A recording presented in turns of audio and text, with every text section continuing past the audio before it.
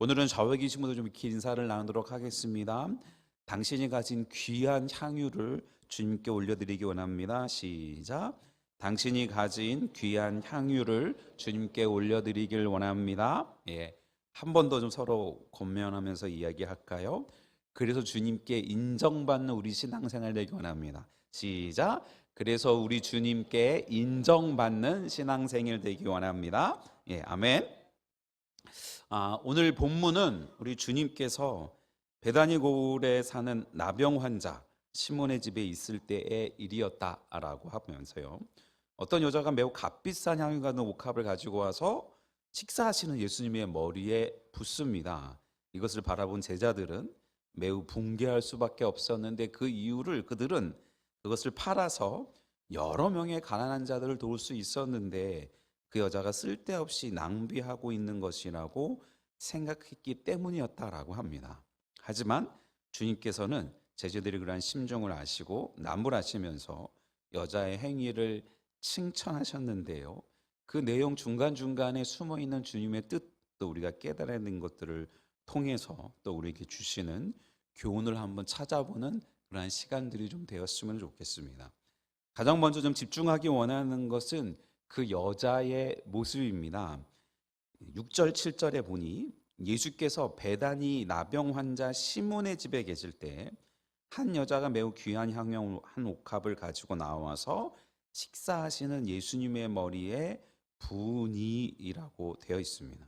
말씀드렸던 것처럼 나병 환자 시몬의 집에 계실 때라고 설명하면서 시작하고 있는데요, 아마도 예수님께서 그의 나병을 치유해 주었던 사람이었을 것이고, 그는 예수님께 감사해서 집으로 초대해서 식사를 대접하려고 했던 것 같습니다. 물론 우리 주님은 시몬의 집에 들어가서 식사하시는 것을 개의치 않으시는 분이셨을 테니 말입니다. 누구는 이 여인이 부정한 짓을 하다가 예수님으로부터 구원을 받은 여자였을 것이다 라고 설명하기도 하고요, 누구는 마르다와 나사로의 자매인 마리아였을 것이다 라고 설명을 하는데, 저 개인적으로는 나사로의 동생인 마리아였을 것 같습니다. 동일한 사건을 기록하고 있는 요한복음에서 나사로의 부활 사건 이후에 이 이야기를 다루고 있고요, 부활에 대한 그녀의 이해 정도로 말미암아 예수님의 장례를 준비한 것이었구나라고 하는 것을 알 수 있을 것 같기 때문입니다.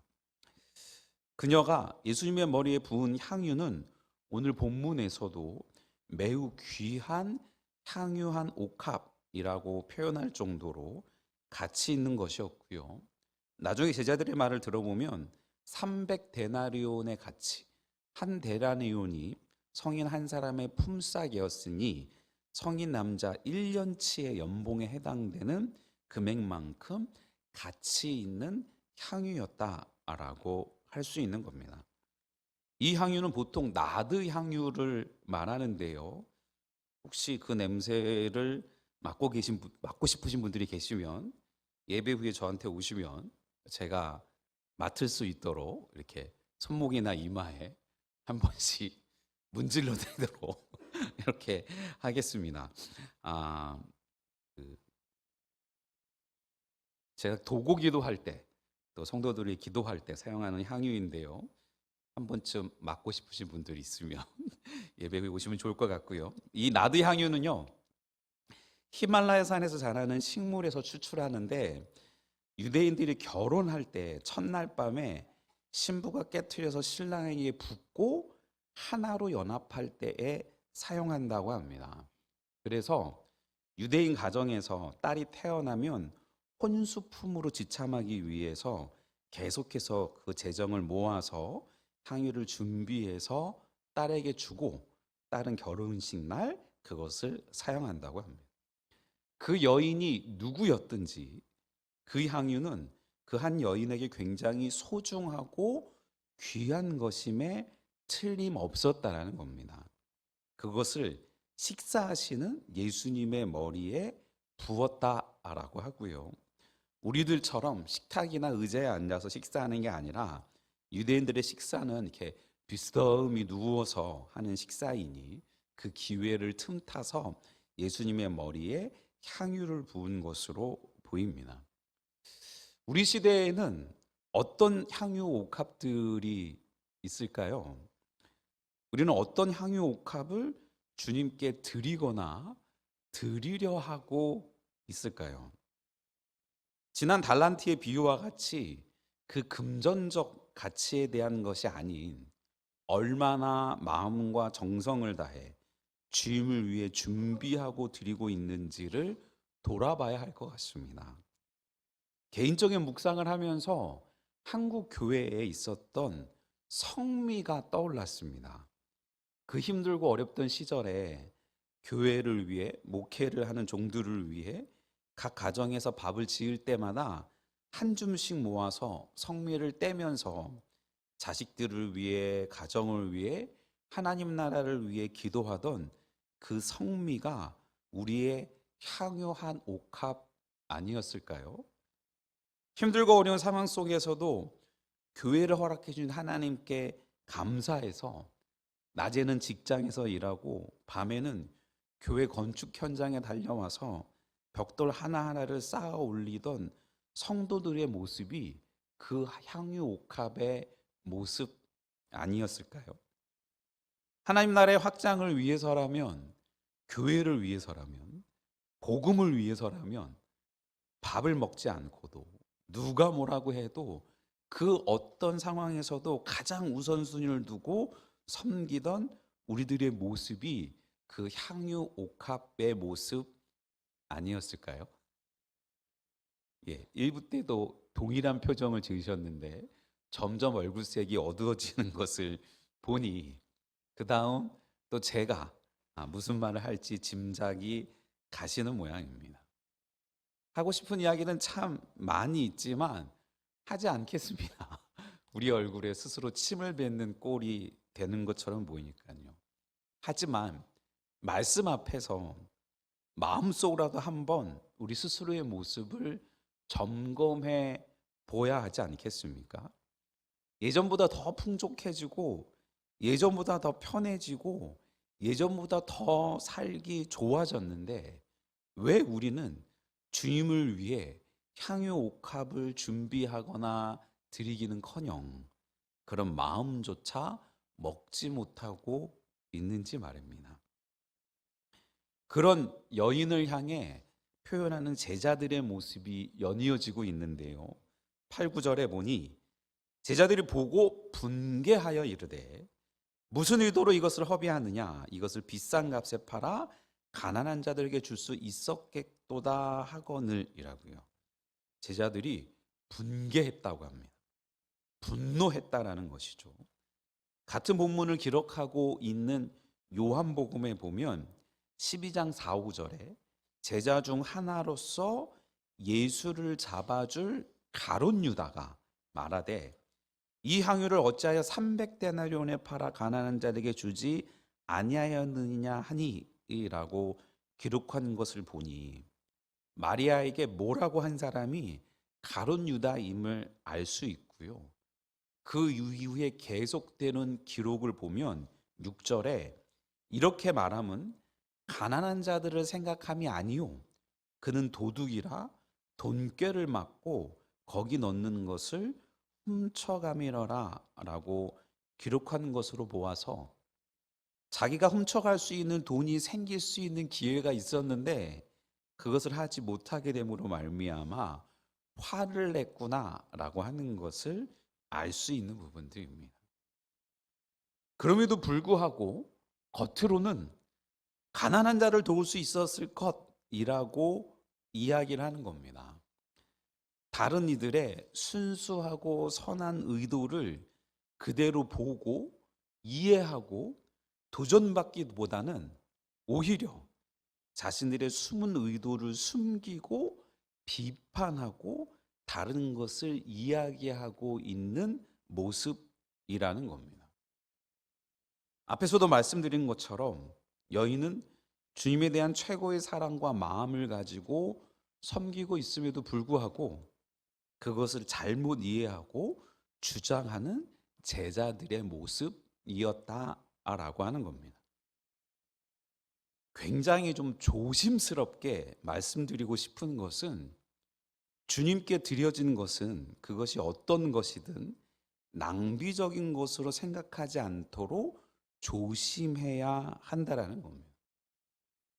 누군가는 하나님을 향한 큰 사랑과 큰 마음을 품고 하나님 나라의 확장을 위해, 교회를 위해, 예수님을 위해 온 힘을 다해 섬길 때에 곁에서 아니 뭘 그렇게까지 하느냐라고 하기보다는 그 마음을 인정하고 오히려 도전받는 모습이면 좋겠다라는 생각을 조심스럽게 해봅니다. 이렇게 표현하면 너무 과장하는 것 같지만 솔직히 부러울 때도 있고 제자들처럼 비판하고 싶은 마음이 드는 경우도 많이 있기 때문입니다. 근처 어느 한 교회에서 한 장로님이 100억 원을 헌금하셔가지고 교회 건축을 했다는 소식을 들었을 때 그분의 헌신과 마음을 이해하기보다는 아니야, 교회는 어떤 한 사람에 의해서 교회가 건축되면 안 돼. 그러면 나중에 그 사람이 이렇게 저렇게 말하는 것들로 인해서 교회가 더 힘들어질 수 있어.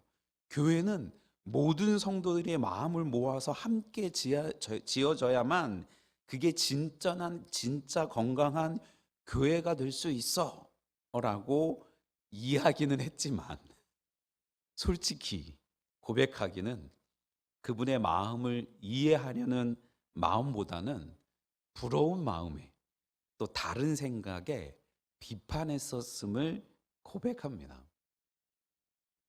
저희 어깨동무학교에 나오는 아이들 중에 다니는 창원에서 어느 큰 교회에는요, 특별 새벽 기도에 나가면 몇십만 원을 받을 수 있다고 학교에 나와서 졸면서 새벽 예배에 나갑니다. 어느 한 분이 교회의 부흥을 위해 엄청난 헌신을 하시고 그 재정을 가지고 새벽에 사람들을 모으기 위해 쓴다는 소식을 들었습니다.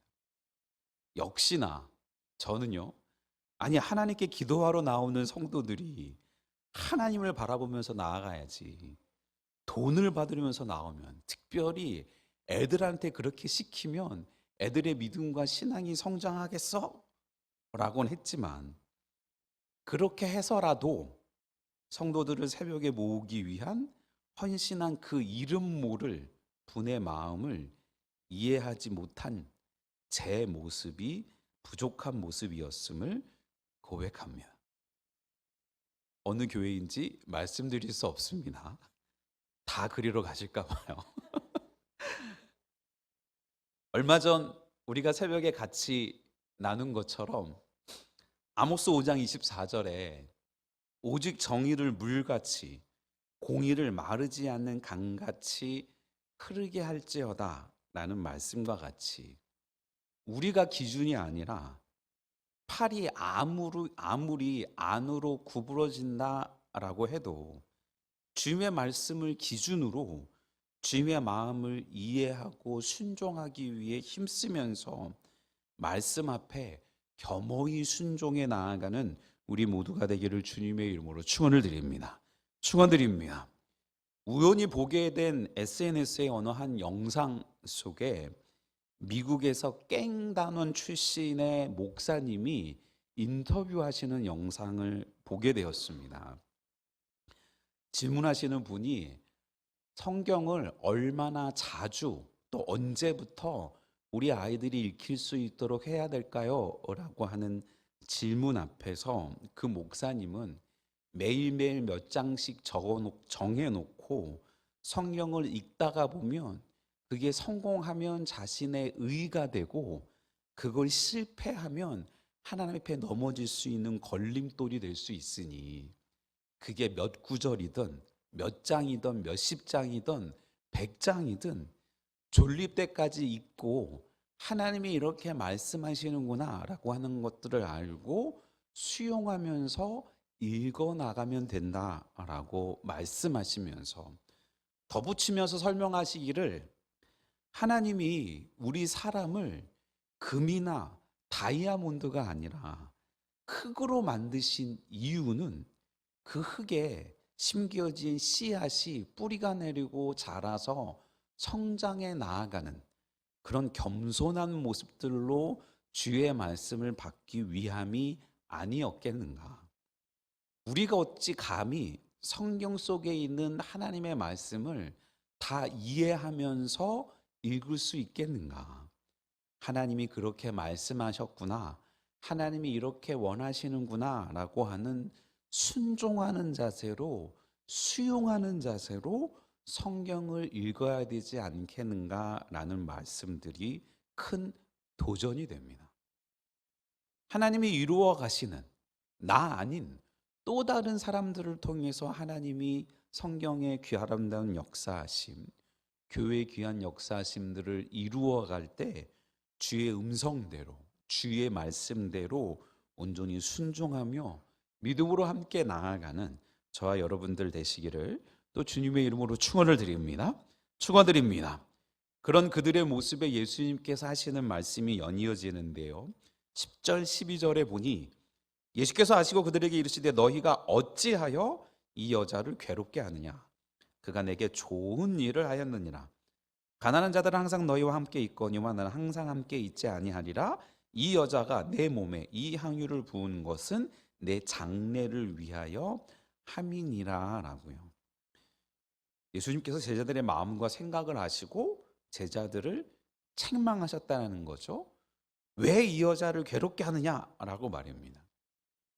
선한 사람들이 하나님의 말씀대로 성령님의 이끄심 가운데 순종하는 사람들이 그 선행을 비난받고 오해받는 것에 대해서 주님께서는 그들의 고통으로 보고 계시는구나 라고 하는 것을 알 수 있는 대목입니다.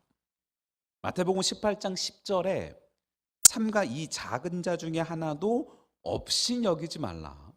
너희에게 말하오니 그들의 천사들이 하늘에서 하늘에 계신 내 아버지의 얼굴을 항상 배옵느니라 라는 말씀과 같이 작은 자들의 마음과 소리, 생각, 형편을 지지해주고 계시는 주님의 모습입니다. 그러시면서 하신 말씀이 가난한 자들은 항상 너희와 함께 있다라고 하십니다. 너희들이 마음만 먹으면 언제든 그 마음을 나눌 수 있는 가난한 자들이 항상 너희 중에서 찾을 수 있겠지만 이제 나는 너희를 떠날 것이라고 하시는 겁니다. 이따금씩 구제하고 전도하고 섬기는 일이 중요할 때도 있지만 더 중요한 주님과의 교제, 경공과 기도에 더 힘을 써야 함을 우리는 도전받게 됩니다. 왜냐하면 그 구제와 전도와 섬기는 일도 경건 생활을 제외하고 기도 생활을 제외하고 주님과의 교제의 시간을 제외하고 진행하면 그 원래의 의미와 목적을 쉽게 잊을 수 있기 때문입니다. 마르다와 같이 일하는 것에, 사역하는 것에, 섬기는 것에, 봉사하는 것에 힘쓰다가 정작 주님을 소홀히 하는 일은 하지 말아야 한다는 겁니다. 한때 우리나라의 기독교 서적의 베스트셀러였던 너무 바빠서 기도합니다 라고 하는 책이 있습니다. 세상의 삶이, 하루하루의 스케줄들이 너무 바쁜데 어떻게 기도합니까? 라고 하는 질문 앞에서 그래서 난 더 기도합니다. 너무 바빠서 하루하루가 순식간에 빨리 지나가서 그 속에서 하나님의 뜻을 잊지 않기 위해서 더 기도하기 애씁니다 라고 하는 그 책의 내용과 같이 그 무엇도 주님보다 더 앞서지 않도록 해야 함을 우리는 잊지 않기를 주님의 이름으로 축원을 드립니다. 그리고 우리 주님께서는 그 여인이 좋은 일을 했음을 인정해 주십니다.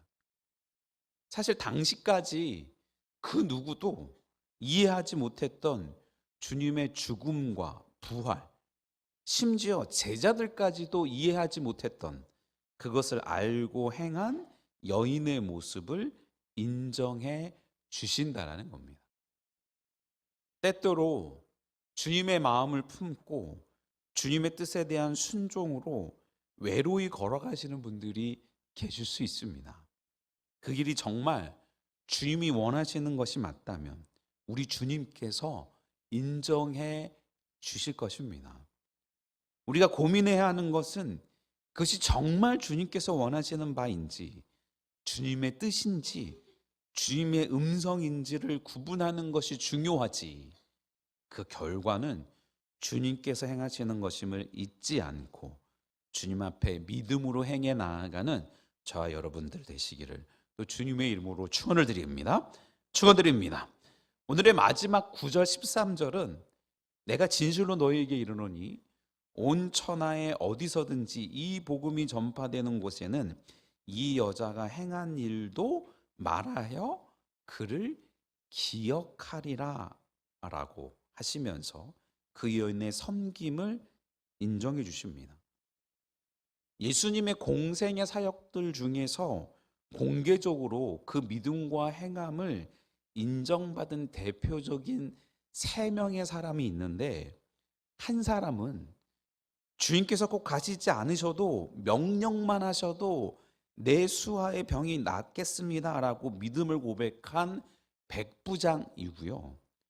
또 한 사람은 주인의 상에서 떨어진 부스러기 은혜라도 주시면 내 딸이 나을 줄 믿습니다 라고 고백한 수로보니게 여인인데, 두 사람 모두 이방인 것들과 비교해서 오늘 이 여인은 유대인으로서 그런 칭찬을 받는 것을 보게 됩니다.